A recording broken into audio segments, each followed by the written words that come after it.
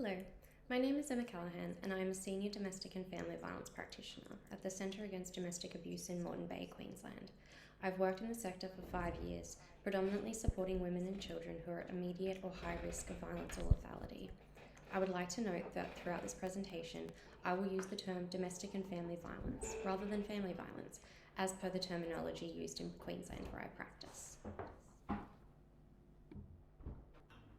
I would like to acknowledge the Yagara and Turrbal people as the traditional custodians of the land in which I live on, Meanjin. I pay my respects to elders past, present and emerging, and acknowledge their wisdom, their history and their cultural knowledge. I also acknowledge the harm and trauma that colonialism and settlement has had on the traditional owners of this land. I would also like to respectfully acknowledge the victims who have been harmed or passed away as a result of domestic and family violence. I recognise children as victim survivors in their own right. Today's presentation will give a brief overview of the impacts of trauma on children exposed to domestic and family violence, and discuss the barriers that parents, caregivers and children may experience when attempting to access trauma-informed care and practice. I will also provide recommendations for how organisations and practitioners can implement trauma-informed care, including recommendations for organisational culture, policy and procedures, and professional practice. The critical understanding of domestic and family violence has moved away from being a problem within the home and is now understood as a serious human rights issue and increasingly as an important health problem. Defined as violence that occurs within family relationships, including parents and children, siblings, and intimate partners, DFV occurs across all demographics but disproportionately impacts women and children. The Australian Institute of Health and Wellbeing has recorded that 27.4% of women over the age of 18 have experienced domestic violence since the age of 15, and 2/3 of mothers who experience domestic violence advise their children had been witness. Children and young people exposed to domestic and family violence are at a heightened risk of complex trauma as a result of witnessing or being victim to abuse. The trauma from DFV on the development of children and adolescents is pervasive and can impact all aspects of a child's functioning. Children who experience domestic and family violence are not only at risk of imminent harm, but exposure can result in behavioural issues and long-term mental and physical health problems, as well as being one of the strongest predictors of youth violence. Domestic and family violence can have devastating impacts on the development of secure attachment between children and caregivers and can lead to impaired cognitive and emotional development. This disruption in attachment can contribute to a range of long-term issues including substance abuse, mental health diagnoses, a greater risk of suicidality, difficulties within relationships, and an elevated likelihood of involvement within the criminal justice system. Children and young people who witness violence are at a higher risk of perpetrating domestic violence against their own parents or in intimate partner relationships. Research has demonstrated that the patterns of violence that young people use to maintain power and control are similar to that of adult perpetrators. There are multiple barriers to parents and caregivers accessing trauma-informed and recovery-oriented support for themselves and children after experiencing domestic and family violence. These include, but are not limited to, a lack of knowledge and awareness.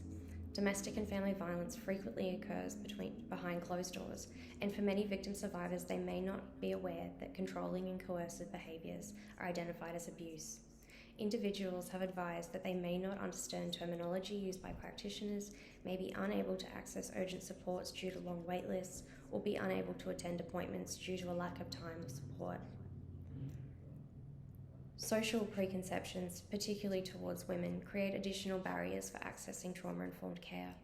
Victim survivors are often blamed for allowing their children to be exposed to domestic and family violence, creating a double stigma, where women are made to feel like a failure as both a partner and a parent. Victim survivors may also be blamed for the abuse itself, accused of aggravating or provoking their partner, undermining the legitimacy of their disclosures. Victim survivors from a culturally and linguistically diverse background may also experience ostracism from their community. Children and young people may also experience shame, have concerns about not being believed, or normalize behaviour and not recognize it as abusive, or have the language to explain the abuse that they have experienced or witnessed. This stigma and blame is also present within legal systems, with a Vic Health survey demonstrating that the majority of participants believed that women going through custody battles often made up claims of domestic violence to improve their case.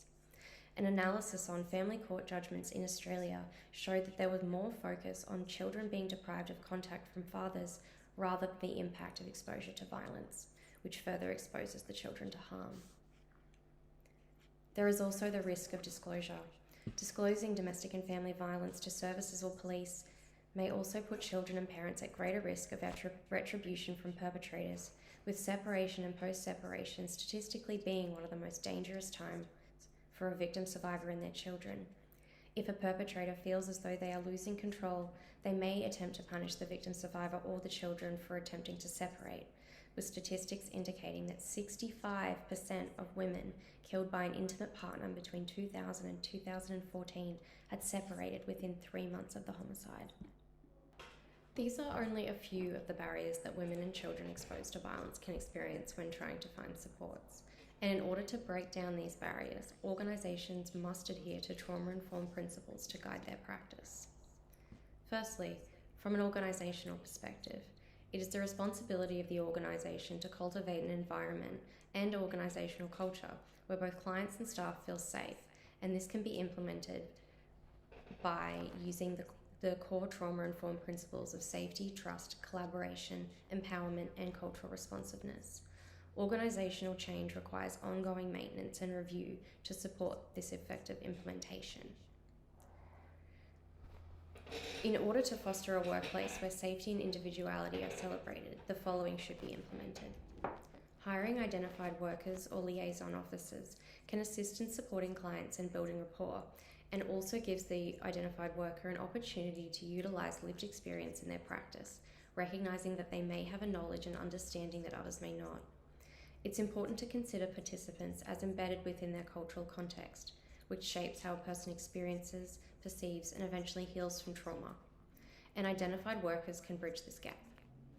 Aboriginal and Torres Strait Islanders and culturally and linguistically diverse people face additional barriers when accessing care and support due to stigma.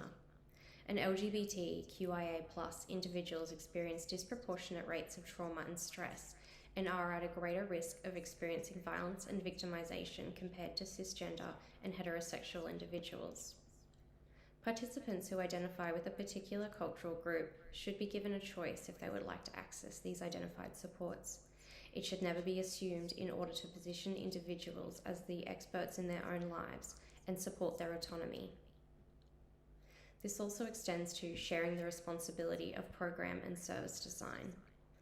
All members of an organisation should share the responsibility of this, as trauma-informed practice acknowledges the importance of collaboration.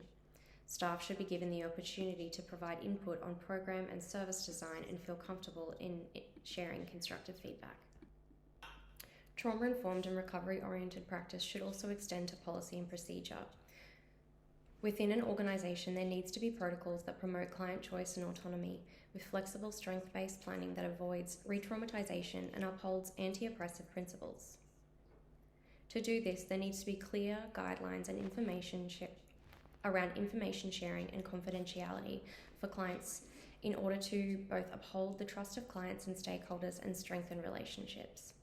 Access to information about confidentiality and consent should be readily available to both clients and practitioners and should be addressed prior to any disclosures or conversations can take place in order to encourage integrated and wraparound service models.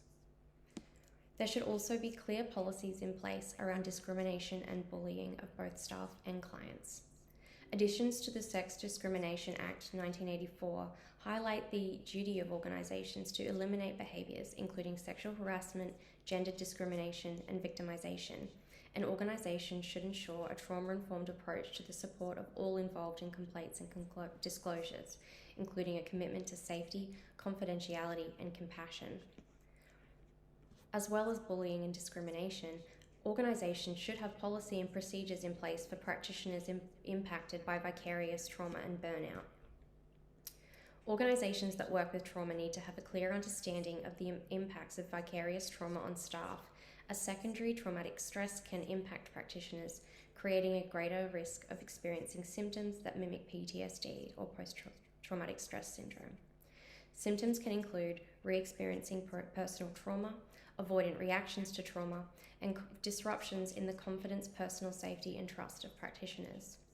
It is crucial for organisations to create safe spaces for practitioners to have meaningful and difficult conversations to mitigate the impacts of vicarious trauma. These can include access to debriefs, supervision, and an employee assistance program for their emotional health and well-being. Trauma-informed practitioners need to acknowledge that knowledge is not stagnant and there is a need for the opportunity for ongoing learning. Organisations need to allow practitioners access to training and information in order to grow and diversify their practice. Practitioners should engage in ongoing cultural competency training in order to apply culturally safe practices that acknowledge different worldviews on trauma, family, and behaviour. When working with individuals who have experienced trauma, there can also be an increased risk of emotional dysregulation, aggression, and escalation from clients, and organisations need to ensure the physical, emotional, and psychological safety of clients and practitioners by providing ongoing safety training around trauma and escalation. Training organisational staff in trauma-informed care, vicarious trauma, and de-escalation can support staff in understanding the dynamics of traumatised clients and staff's own reaction to this, and can support shifting staff's focus from the individual to the neurobiological processes involved in trauma and trauma support. External training should also be supported by peer and group support. Domestic and family violence practitioners may come from a range of backgrounds and have varied employment and personal experiences. Giving staff an opportunity to share their knowledge and passions with other practitioners and staff can be invaluable and encourages collaboration, a reflection on practice, and exploring ethical issues. The implementation of the aforementioned recommendations benefits organisations and clients and can build trust and secure attachment through prioritising emotionally safe relationships and connection, and promoting collaborative and respectful care. This approach also supports healing rather than punishment by reframing maladaptive behaviours as a response to trauma, reducing stigma and blame.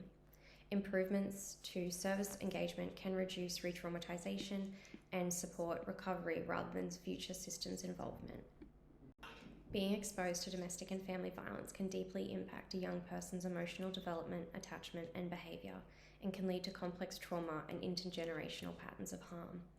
Utilising a trauma-informed care and practice approach provides a compassionate and understanding framework that focuses on the strengths of the individual, promoting healing through safety, trust, and empowerment.